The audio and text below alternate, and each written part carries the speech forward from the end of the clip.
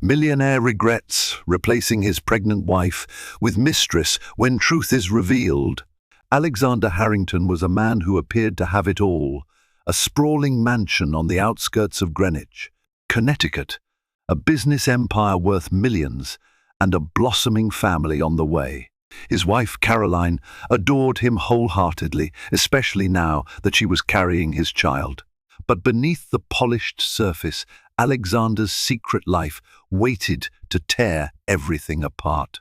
Temptation in the form of a seductive mistress was ready to strike. When Alexander made the terrible choice to replace his pregnant wife with another woman, a chain of events was set in motion, one that would cost him dearly when a shocking truth was finally revealed. Alexander Harrington grew up in privilege. His late grandfather had been a shrewd industrialist who laid the foundations of the Harrington Empire decades ago. Real estate, luxury hotels, and exclusive clubs across the country bore the family name. By the time Alexander was in his 20s, he was already recognized as an emerging magnate.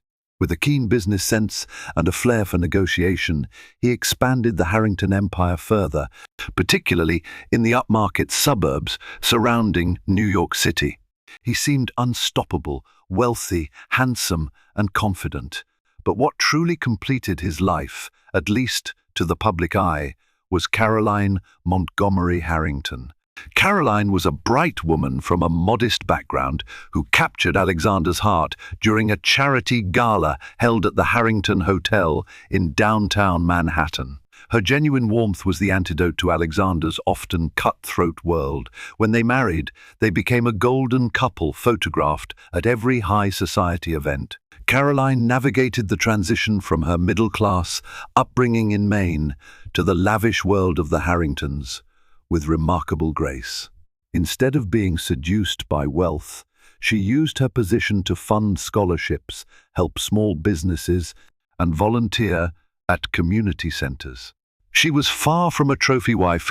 Caroline had a master's degree in literature and was working on her own novel in her spare time. Alexander marveled at her combination of intelligence, compassion, and quiet resilience. Their home, an elegantly restored estate in Greenwich, was filled with light. Tall windows, manicured lawns, and a sweeping driveway gave it an air of old money charm. Inside, Caroline's taste reigned supreme: plush sofas, classical paintings from local galleries, and shelves filled with books that Caroline and Alexander both loved to read. Alexander would come home from a long day and find Caroline deeply immersed in a novel or reading scripts sent to her by prospective literary agencies. They spent hours discussing characters, plot twists, and story arcs. Sometimes they even toyed with the idea of producing a short film of their own. On weekends, Alexander and Caroline would visit her parents in Maine or his mother in the city. His father, Howard Harrington, had passed away when Alexander was a teen, leaving him to fill immense shoes. Howard had once told him, "To be a true leader, you must never lose sight of the people who matter to you." Caroline was the embodiment of those words. Through her, Alexander believed he could maintain the empathetic side of his nature, even as he dealt in ruthless boardroom showdowns. However, Alexander's business success demanded more than what an ordinary schedule could accommodate. Often, he'd be away from Greenwich for weeks at a time, zipping across the country to close deals. The line between ambition and greed was thin, and over time, Alexander found himself slipping into an endless pursuit of more properties, more profit, more acclaim. In his travels, Alexander often found himself around glamorous people, socialites, celebrities, and individuals who enjoyed flirting with the boundaries of commitment. Surrounded by the trappings of luxury and the relentless drive for success, a seed of restlessness began to grow in him. He craved excitement beyond his daily routine.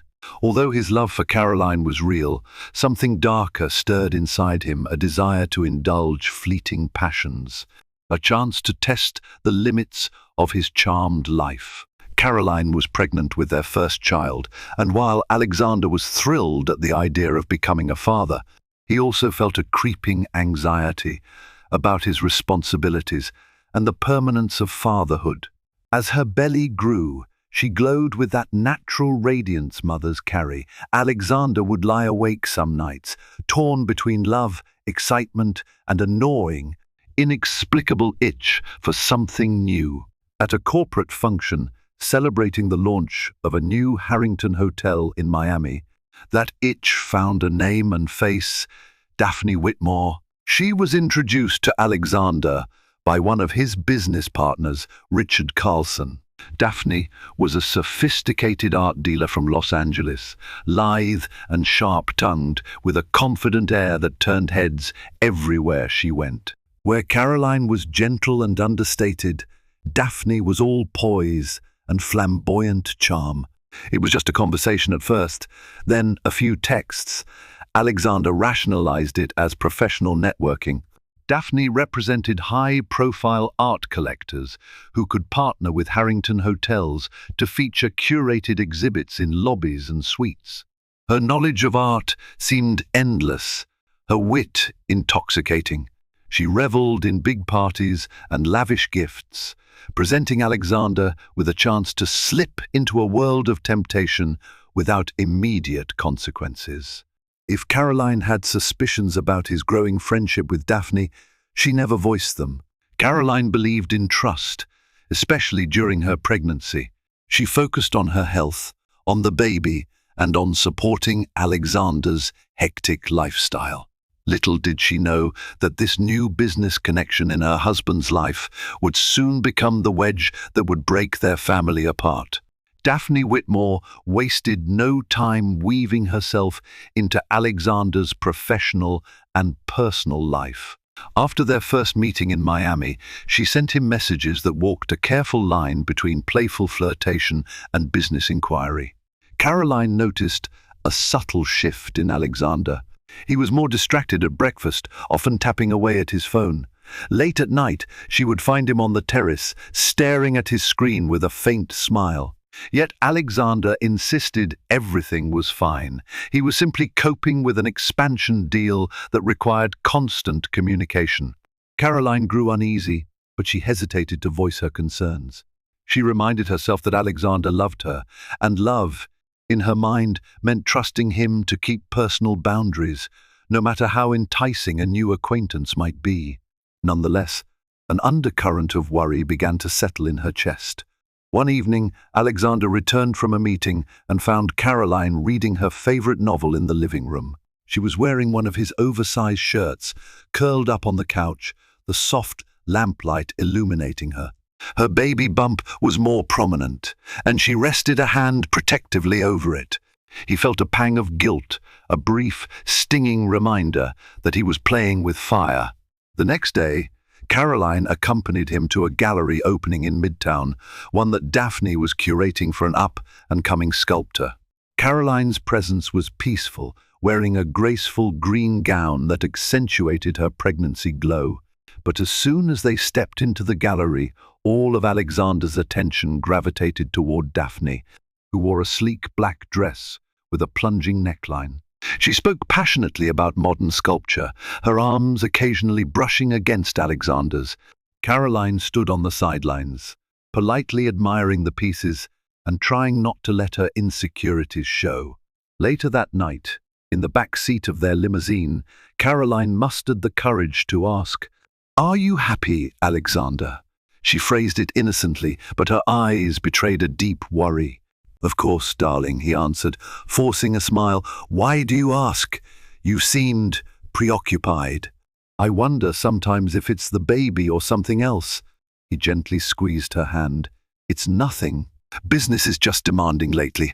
Once the baby arrives, I'll make more time for us. I promise." Caroline sighed with relief, though doubt lingered.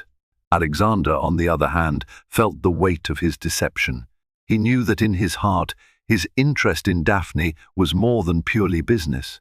Yet he assured himself he had it under control. He was not the kind of man who would destroy his marriage for a fling. However, As the days rolled on, he found his conversations with Daphne becoming more personal. They joked about inside references from their favorite artists, shared stories about their travels, and had late-night phone calls that sometimes veered into confessions of longing. Daphne had a magnetic pull. Her boldness made Alexander feel alive in a way he hadn't felt for a long time. He tried to resist at first, but each message was a temptation. Each encounter felt like stepping further onto thin ice. For her part, Daphne carefully fanned the flames. She showed up unannounced at Harrington Properties, claiming it was to scout art installations. She mailed Alexander expensive coffees from Brazil to help him stay awake for those negotiations. She even found out Caroline's due date and sent her baby gifts. There was no open hostility toward Caroline. Instead, there was the strategic approach of a predator who knew that playing nice could keep suspicion at bay. Caroline's best friend, Linda Garcia, visited the Greenwich estate around this time. Over tea, Linda noticed Caroline's subdued demeanor. "Is something on your mind?" Linda asked, glancing at Caroline's hands tremble slightly around the teacup. Caroline hesitated, then confessed her fears.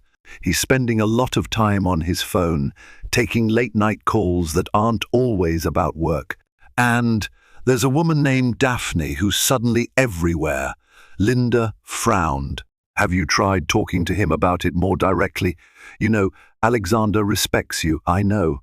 "I trust him," Caroline said, almost trying to convince herself. "I just need to be patient, right? He says it's business." "Caroline," Linda said softly, "patience is virtuous, but don't let your fears grow silently. Talk to him. Tell him what you feel." Caroline nodded, but fear of confrontation gnawed at her. She didn't want to be the paranoid wife who accused her husband without concrete evidence. She also didn't want to appear weak, especially now when she was emotionally vulnerable. Besides, she had always been the understanding partner, the one who gave Alexander the benefit of the doubt. But for Alexander, that seed of doubt had already sprouted. He was falling for Daphne's allure.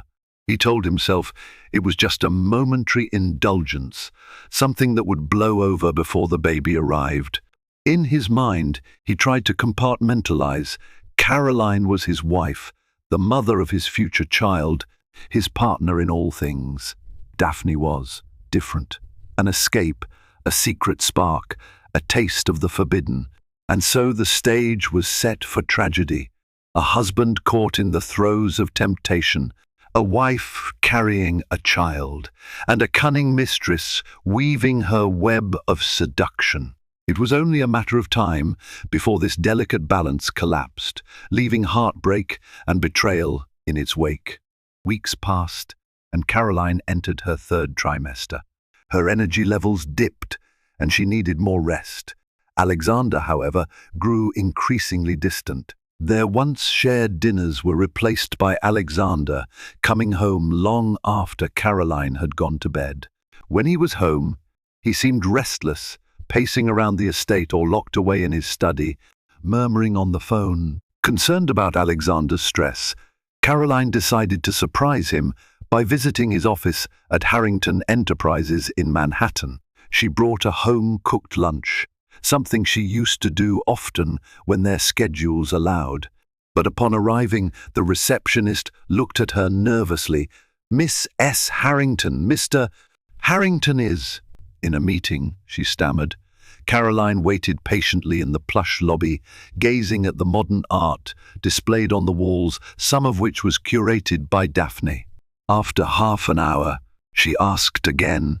The receptionist hesitated before guiding her to a conference room, but before they reached the door swung open and out walked Alexander hand in hand with Daphne. They were smiling, so enwrapped in conversation that they didn't notice Caroline at first. Caroline froze, her heart hammered in her chest.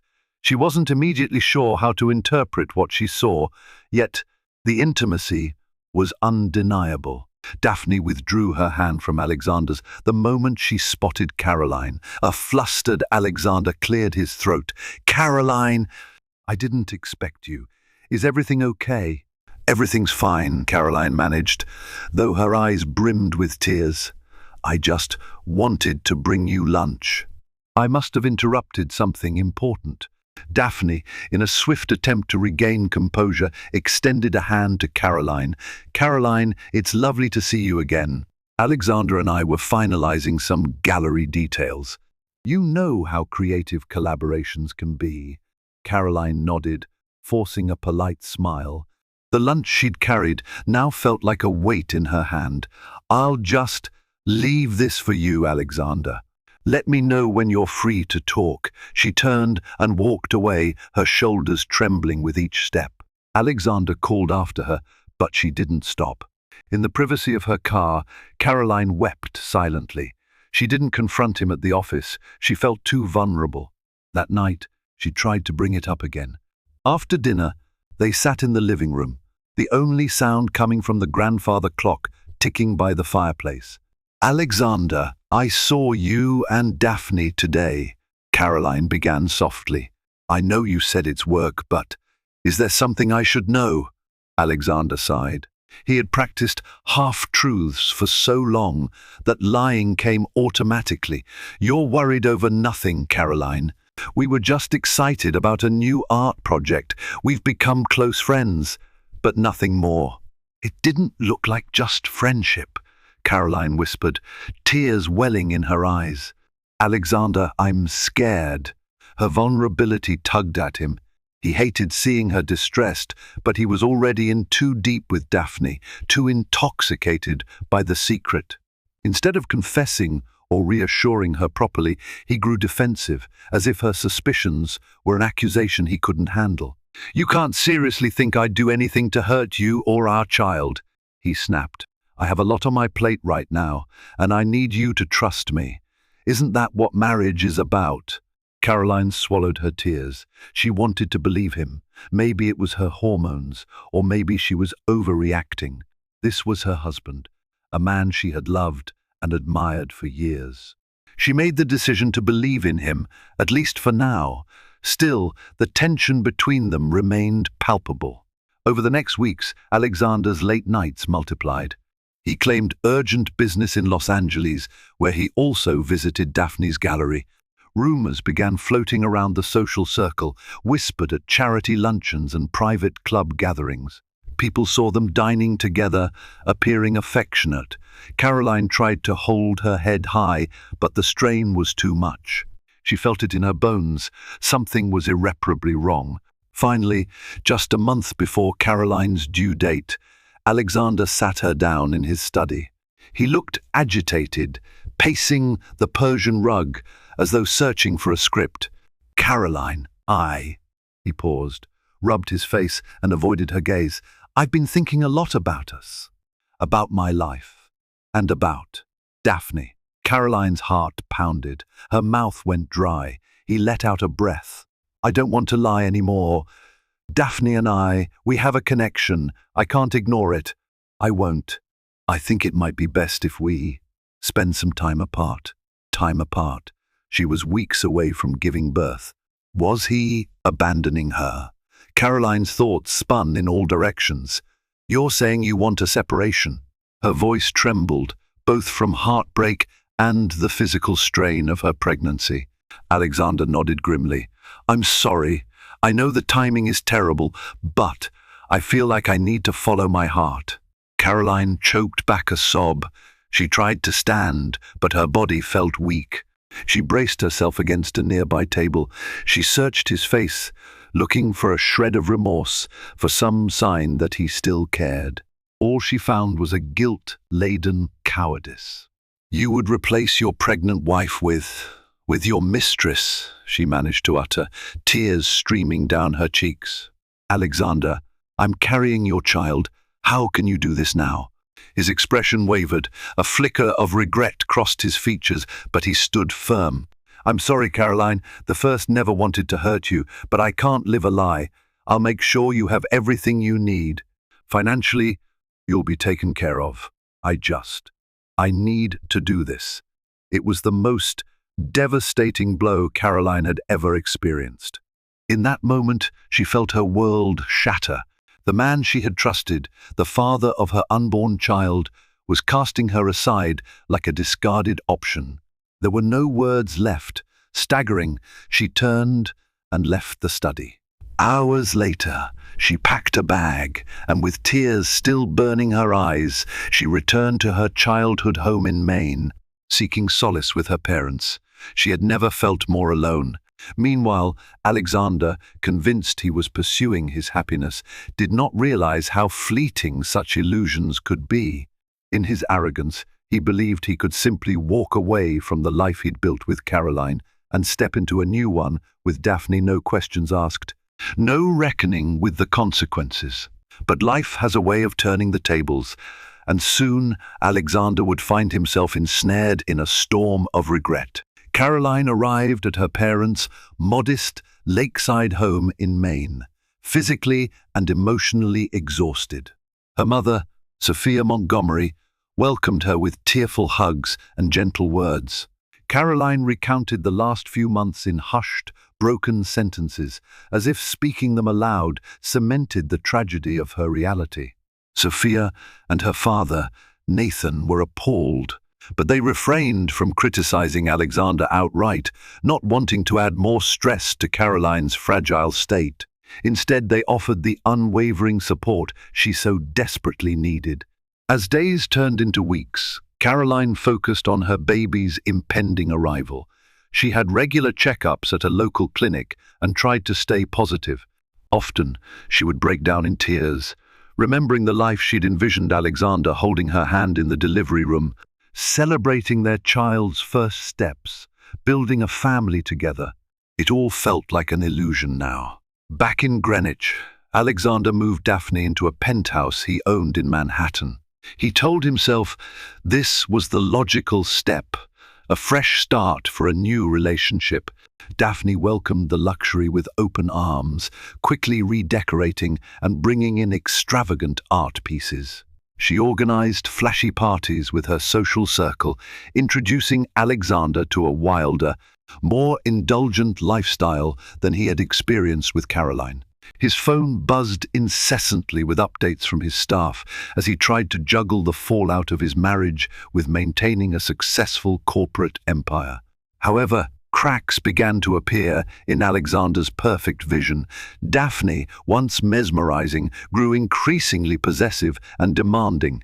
She insisted on hosting more lavish gatherings, each one more expensive than the last. She used her connection to Alexander's wealth to secure high-end art deals, often pressuring him to invest in questionable art acquisitions that benefited her personal portfolio. Alexander started noticing her manipulative tactics, a pouty look here, a guilt trip there. She would lavish him with affection, only to criticize him harshly if he refused any of her requests. Meanwhile, Harriet Wexler, Alexander's longtime assistant, saw her boss teetering on the brink of disaster. Harriet had worked for Harrington Enterprises for over a decade and had watched Alexander grow from an eager young entrepreneur to a formidable CEO. She knew Caroline personally and had admired her kindness and dedication. Harriet couldn't mask her disapproval of Alexander's choices, but her job forced her to stay professional. Still, small acts of loyalty to Caroline slipped through. She would occasionally send Caroline messages of encouragement, letting her know that many at Harrington Enterprises still cared about her. On one particularly busy afternoon, Harriet brought a thick envelope into Alexander's office. "Sir, these are the updated legal documents from the firm," she said, placing them on his mahogany desk. Aware of Harriet's subtle disapproval, Alexander tried to ignore the tension. He opened the envelope to see the terms of the separation agreement his lawyers had drafted. Inside were provisions for alimony, child support, and other details concerning property division. Reading through it made Alexander's stomach churn. Up until now, everything had been theoretical. Now he was forced to confront the tangible consequences of his actions, the distribution of marital assets, visitation rights once the baby was born, and the official dissolution of a marriage he'd once cherished. A flicker of doubt surfaced again. Was he truly doing the right thing? Later that evening, he mentioned his concerns to Daphne. Perhaps he hoped for understanding, or at least emotional support. Instead, she brushed them aside. "Alexander, you're doing what you should have done long ago if you weren't happy. Caroline will be fine. She can hire the best help with your money." "Focus on us," she said, running manicured nails through his hair. "That's the key to your future." But Alexander's guilt only grew when he received a call from Linda Garcia. She had managed to track down his private number. "Alexander, I'm calling on Caroline's behalf," she said, her tone sharp. "You left your wife when she was 8 months pregnant. She's in Maine with her parents, and she's not doing well emotionally. She deserves at least some compassion, if not a proper explanation." "I've already explained myself," Alexander replied, though he felt a stab of shame. "I'm supporting her financially, and she doesn't need your money as much as she needs your decency," Linda snapped. "She's about to have your child. If you have any shred of conscience left, don't abandon them." The call ended abruptly, leaving Alexander unsettled. That night, while Daphne lounged in the penthouse bath sipping champagne, he found himself gazing out at the city lights, wondering when his life had become so complicated. He tried to reassure himself that he was making a fresh start, that Caroline would be better off without his divided heart. Yet, the hollowness he felt refused to disappear. Across town, Alexander's older sister, Isabella Harrington, had caught wind of his scandalous behavior. Isabella, a respected philanthropist and board member at Harrington Enterprises, had been traveling abroad for months. When she returned to New York, she heard the rumors from various social circles. She called her brother immediately. "Alexander," Isabella said, voice trembling with anger, "I can't believe what I'm hearing. You left Caroline when she's about to give birth? For that woman? You were raised better than this." He tried to defend himself, but Isabella cut him off. "Do what you must, but don't you dare expect me to support your choices. When the baby is born, that child is still a Harrington. Fatherhood comes with responsibilities. You can't just discard, no matter how infatuated you are." Her words rang in Alexander's ears long after the call ended. For the first time since Caroline left for Maine, he felt truly isolated. He realized that the people who genuinely cared for him, his sister, longtime staff, close friends, were all siding with Caroline. He was left with a woman he barely knew beyond her captivating charm and shared indulgences. Far away, Caroline wrestled with the heartbreak. She tried to distract herself by writing in her journal, focusing on how to welcome her child into the world without the father's support. But a part of her desperately missed Alexander. Despite everything, she still loved him. Late at night, she would dream of him returning to her, apologizing for his betrayal, promising to be there for the birth. Reality, however, offered no such solace. She received the legal documents in the mail, which felt like a final condemnation, a confirmation that Alexander was done pretending to be her partner. In this crucible of heartbreak and betrayal, neither Caroline nor Alexander suspected that a far more shocking truth was about to emerge, one that would shake the foundations of their lives and force Alexander to confront just how far he'd fallen from the man he once aspired to be. Caroline was due any day. She stayed in the cozy upstairs bedroom at her parents' home, the same room she had slept in as a child. The pastel walls were lined with old trophies and posters that reminded her of simpler times. On a brisk autumn morning, as she sat by the window watching leaves tumble from the trees, her phone rang. The caller ID read "private number." Thinking it might be Alexander, she quickly answered. A soft, hesitant voice greeted her. "Mrs. Harrington, my name is Mary Anderson. I'm a friend of the family. Please understand that I'm speaking to you out of concern. Caroline had never heard the name before. Sensing her confusion, Mary continued, "I've known Alexander for years through some real estate transactions in Denver. I also know Daphne. I can't stay silent anymore." Caroline's pulse quickened. "What do you mean?" Mary took a nervous breath. "Daphne approached me a few months ago for some unusual dealings. She wanted me to help forge property titles and funnel money into offshore accounts. It raised my suspicions. I did some digging. Miss S. Harrington Caroline, you need to know. Daphne has a history of manipulating wealthy men. She's done this before. I'm worried. Alexander is her latest target." Caroline listened in stunned disbelief. She had always feared Daphne was bad news, but this sounded far more sinister. "Why are you telling me this?" "Because the last man Daphne targeted lost almost everything. She left him in debt and vanished. I tried warning Alexander, but he never answered my calls or emails. You and your child have a right to know what's going on.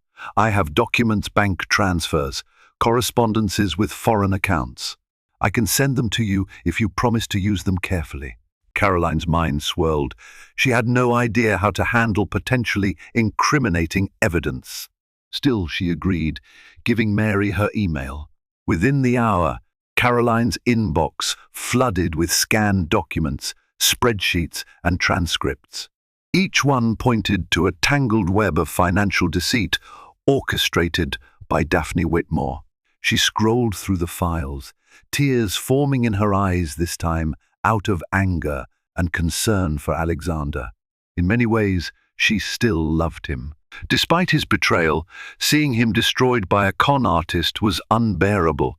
She also worried about how this might affect their child's future. Caroline wanted to warn him, but their communication was practically non-existent. Finally, she mustered the courage to call him, ignoring the voice that whispered he might not even pick up. To her surprise, Alexander answered, though he sounded guarded. "Caroline, is everything okay?" She took a shaky breath. "Alexander, I have information about Daphne that you need to see. A woman named Mary Anderson contacted me. She sent proof that Daphne is trying to siphon your funds." "She's conning you, Alexander." A bitter laugh escaped him. "Caroline, you've made it clear how you feel about Daphne. Now you're resorting to espionage? Even if this Mary person has some documents, how do you know they're real? Because I've read them. They're legitimate. They detail how she did this to other men, how she's forging property documents and funneling money offshore. Please, Alexander, I'm not trying to hurt you. I'm trying to help." Silence. Then a low exhale. "I'll look at them. Email them to me." Caroline quickly forwarded everything. She waited anxiously for his response, her heart thundering in her chest. Hours passed without a word. She tried to rest, but fear for Alexander's safety gnawed at her. That night, she called Linda Garcia and confided the entire situation. "Maybe I shouldn't care," Caroline admitted, "but he's still my child's father, and I can't let him be ruined by her." Linda understood and promised to do what she could. Meanwhile, Alexander wrestled with the documents Caroline sent. In a single evening, the foundation beneath his glamorous new life cracked. The data was irrefutable. Bank statements linking Daphne to fraudulent transactions, emails to suspicious shell companies, references to prior victims. Late at night, while Daphne was showering, Alexander opened the laptop in their bedroom.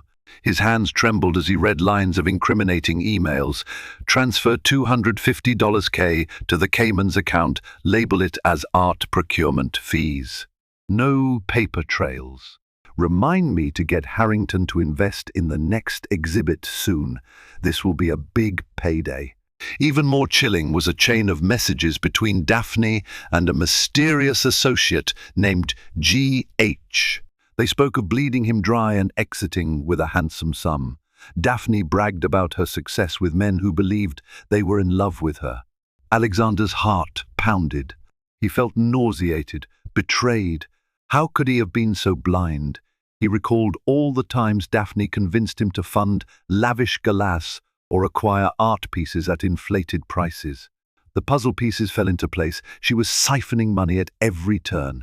Now, the penthouse gatherings, the sudden demands for business expansions, the extravagant spending sprees made perfect sense. He heard the shower turn off. Quickly, he closed the laptop, feigning calm as Daphne stepped out, wrapped in a towel. She gave him a sultry smile, but his stomach churned. He excused himself, claiming he had to check urgent work emails in his office.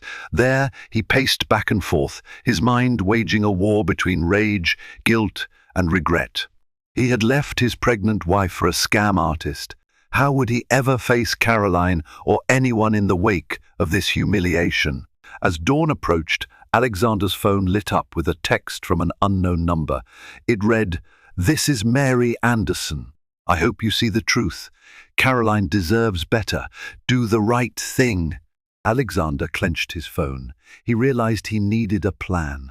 If he confronted Daphne outright, she might disappear with whatever she had already stolen. Worse, she might do something dangerous. He needed time to gather himself and protect his business assets. For now, he decided to pretend ignorance. He would act as though everything was normal, biding his time to secure what he could. But as the sun rose, another piece of news shattered Alexander's world. His phone buzzed again, this time from Linda Garcia. "Alexander, Caroline's gone into labor. She's at the hospital in Maine. Just thought you should know."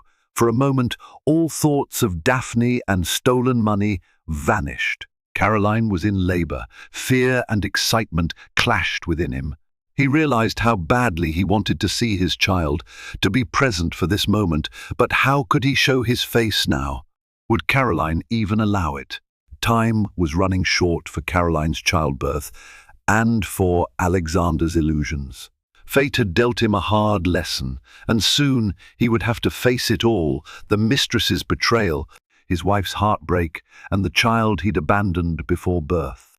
It was mid-morning by the time Alexander booked a private jet to Maine. His head spun with conflicting emotions, the urgent need to see his child and the gnawing fear of the chaos Daphne might unleash if she discovered his departure. Before leaving the penthouse, he concocted a story about a business emergency, promising he'd be back the next day. Daphne seemed suspicious, but she didn't try to stop him. When Alexander arrived at the hospital, he found Linda Garcia in the waiting room, looking grim. "You actually came," she said flatly. "Caroline's in the delivery room. It's been tough. She's stressed." Alexander's throat constricted. "I need to see her." Linda eyed him with barely disguised contempt, but relented. "She's exhausted, but the doctors say everything is under control." "I'll tell her you're here." In the corridor, Alexander leaned against a wall, his heart pounding at the thought of holding his child for the first time. Minutes later, Linda emerged with a nurse, who guided Alexander into the delivery room. There lay Caroline, her hair damp with sweat, her face etched with pain and exhaustion. The moment she spotted him, a tumult of emotions rippled across her features: anger, sorrow, a flicker of hope. "Alexander," she whispered, her voice thick with tears. Another contraction seized her, and she winced, focusing on her breathing. He rushed to her side, gently taking her hand. She didn't push him away, but her grip was weak, and her eyes brimmed with betrayal. "I'm so sorry," he murmured, tears pricking at his eyes. "I'm here now." Caroline didn't speak. The labor pains were too intense. All she could do was squeeze his hand when the contractions peaked. Hours passed in a blur. The medical staff bustled about, offering encouragement and updates on the baby's progress. Finally, a cry pierced the air, a new life's first breath. The doctor held up a squirming infant, and Alexander felt his heart break open. A rush of awe, love, and regret flooded him. It was a baby boy, red-faced and wailing with all his might. Exhausted, Caroline reached out for the baby. She held him to her chest, tears streaming down her cheeks. The medical team congratulated them. Alexander stood there, suddenly aware of how much he had jeopardized. An overwhelming guilt seized him. This was his son, the child he had abandoned before birth, for a hollow fling. In the hours following the birth, Caroline's parents arrived to celebrate. Sophia and Nathan cradled their grandson, beaming with pride. Linda, staying on guard, kept Alexander at arm's length, ensuring he didn't overwhelm Caroline. Eventually, though, Caroline asked to speak with Alexander alone. They sat in a quiet hospital room. Caroline's face was pale, but she mustered strength to speak. She gestured toward a nearby bassinet, where their baby slept peacefully. "I named him Howard," she said, surprising Alexander. "After your father. I thought it was only fitting." Alexander's throat grew tight. "Thank you," he managed to say. Caroline's eyes flickered with tears. "Why are you really here, Alexander? I appreciate that you came for the birth, but what happens now? You've made your choices. You have a mistress. You left me when I needed you most." He bowed his head, shame burning his cheeks. "I was wrong. I got pulled into something toxic. Caroline, you have every right to hate me. I don't expect you to forgive me, but Daphne, she's not who I thought she was. I've discovered she's conning me, siphoning money. I'm a fool." He paused, trying to steady his trembling voice. "I don't expect us to just go back to how we were, but I want to be a father to Howard, and if there's any chance, I want to make amends." Caroline blinked away tears. "You broke my heart. Love doesn't just vanish, but trust does. Right now, I need to focus on our son. I can't deal with your chaos." Alexander nodded, tears streaming freely now. "I understand. I deserve that." They talked a little more, Alexander explaining what he had discovered about Daphne and how it might impact his finances and potentially Caroline's if they were legally entangled. Caroline listened, but her expression remained guarded. At least she knew the truth now. Alexander was a victim of Daphne's schemes. Yet that didn't erase his betrayal. Alexander spent the night in a nearby hotel, unsure if Caroline would allow him back at her parents' house. The next day, he returned to the hospital with gifts for baby Howard, a delicate silver rattle, and a plush blanket embroidered with H. Harrington. He also offered Caroline a letter, one he had written in the lonely hours of the previous night. In it, he poured out his remorse, promising to protect her and their child from any repercussions of Daphne's deceit. Caroline accepted it silently. Whether or not she believed him was another matter. Word reached Isabella and Harriet, back in New York, that Caroline had given birth.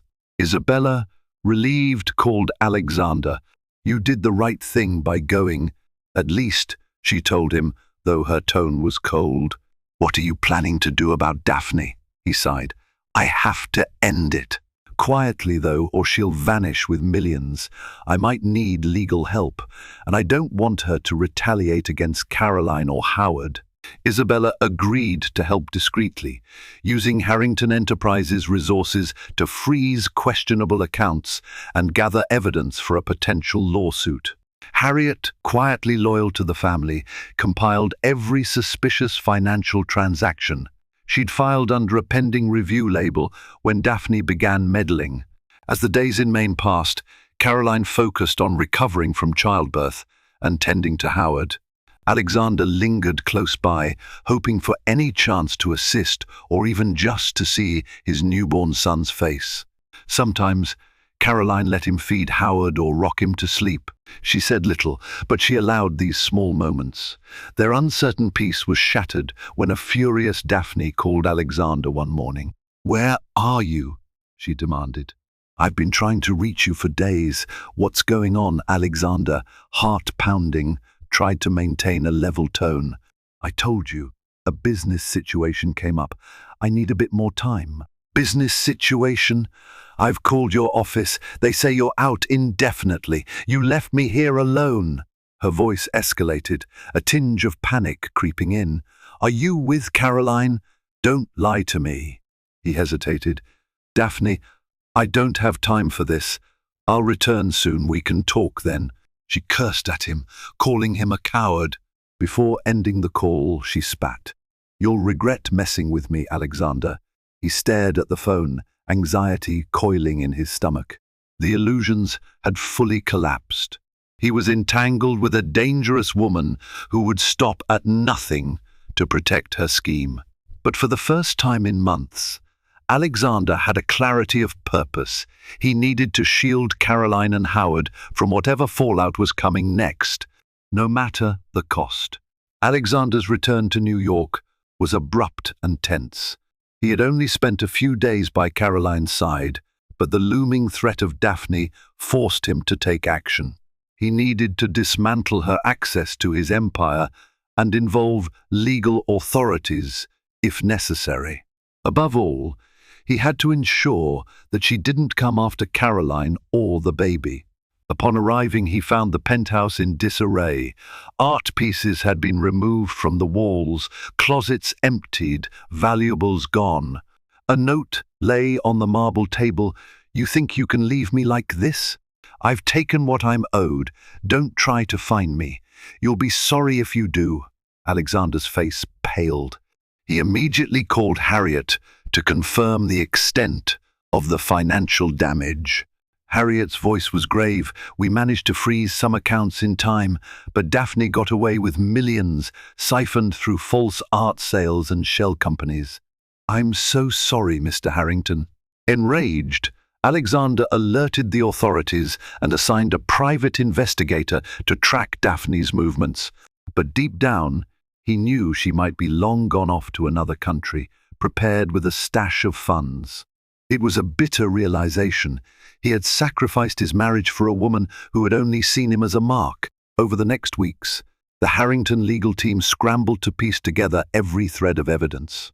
Mary Anderson's documents proved invaluable. Isabella testified to suspicious activities she'd noticed. Harriet provided logs of questionable transactions. The entire fiasco made headlines. Millionaire duped by art world femme fatale. Alexander felt humiliated, not only for his personal betrayal, but also for his compromised reputation in the business world. Investors were nervous. The board demanded answers. In the aftermath, he found himself returning to Maine, this time not as an arrogant husband, but as a remorseful father, uncertain if there was any hope for rebuilding what he had destroyed. Caroline, guarded yet compassionate, allowed him back into her parents' house for visits with Howard. Nathan Montgomery made it clear that Alexander was there only because Caroline permitted it. During one such visit, Alexander found Caroline writing in a rocking chair near the window, baby Howard asleep in a crib by her side. She glanced up, her expression tentative. How is everything in New York? Chaotic, he admitted. Daphne emptied the penthouse, took everything she could carry. The investigators are on her trail, but I don't know if they'll catch her. She's done this before. Caroline closed her journal. I'm sorry, no one deserves that. But you did choose her.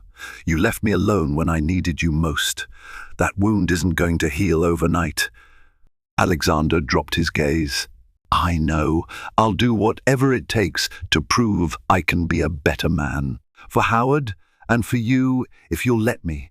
Caroline took a deep breath. She recalled the countless nights she cried, the heartbreak of being abandoned while pregnant. But looking at Howard's sleeping form, she also recognized the importance of a father in his life. Howard deserves to know his father, and I won't stand in the way of that. But as for us, she paused, steadying herself. That trust is gone, Alexander. We can't just go back to how things were. I need time. We might need counseling if we even want to consider rebuilding anything. The next days were baby steps toward a fragile truce. Alexander helped with household chores, changed diapers, fed Howard, and often just sat quietly, letting Caroline see he was there. Sophia and Nathan observed from a distance, wary of trusting him again. Linda visited frequently, providing emotional support for Caroline and a watchful eye on Alexander. Back in New York, the legal battles raged on. The Harrington brand took a public relations hit, but loyal investors stuck by the empire's long-standing reputation. Isabella worked tirelessly to reassure stakeholders that Alexander's personal misjudgments would not sink the company. Harriet supervised the final audits, ensuring every trace of Daphne's theft was documented. Rumors emerged that Daphne had fled overseas, possibly to Europe. Arrest warrants were in the works, but no one knew if she would ever be brought to justice. In the midst of this upheaval, Alexander's perspective on life transformed. The cunning illusions of luxury and temptation that had seduced him now felt hollow. He had come dangerously close to losing everything that mattered: the respect of his family, the future of his company, and the love of a good woman. In his quiet moments, he vowed to live differently. He sought therapy to confront the selfishness and impulsivity that had led him astray. He engaged with philanthropic projects. Caroline had once championed funding local community centers, offering scholarships and dedicating time, not just money. Over in Maine, Caroline received periodic reports of these changes from Linda and Isabella. She remained cautious, but admitted to herself that she saw glimmers of the man she once loved. After several months, Caroline decided to move back to Greenwich, not to the same mansion she had shared with Alexander, but to a smaller property near the Montgomerys. She needed the medical facilities available in the city and wanted Howard to have access to more educational opportunities. Alexander provided the home and respected her space. He visited daily, but only with her permission. They arranged co-parenting schedules, each day forging the fragile bond necessary to raise a child together. During one of Alexander's visits, he found Caroline humming a lullaby to Howard in the nursery. He stood in the doorway, captivated by the tender scene. When she finished, she turned to find him watching. A faint smile touched her lips. They still had a long road ahead, but there was a softness in her eyes that hinted at the possibility of forgiveness one day. They talked, not about business or the past betrayals, but about Howard's future, his first steps, the books he might read, the places he might travel. For a fleeting moment, they shared a vision of a family not fractured, but reunited in hope. Life doesn't tie everything neatly in a bow. Daphne remained at large, a shadow in the distance. Some scars never fully heal, but Alexander Harrington, once the dashing millionaire who replaced his pregnant wife with a mistress, had learned the cruelest lesson in regret. Only time would tell if Caroline's heart could mend enough to allow him fully back in. Yet, at least now he fought every day to be worthy of the second chance he prayed she might grant him. From swanky penthouses to a humble hospital in Maine, Alexander Harrington's life was a roller coaster of temptation, betrayal, and raw remorse. He had it all: wealth, power, and a devoted wife, carrying his child until a cunning mistress shattered his world. In the end, it wasn't just his fortune on the line, it was the very family he once swore to protect. Redemption came at a steep price, forcing him to confront the darkest corners of his soul and strive to be the man Caroline and baby Howard deserved. The path to forgiveness is long and fraught with scars, but hope remains for a future built on honesty and love. If you were moved by this turbulent saga of heartbreak and redemption, please like, share, and subscribe to our channel. Your support allows us to bring you more dramatic, real-life inspired stories. Don't miss out, join our community, and stay tuned for more tales that captivate the heart and stir the soul.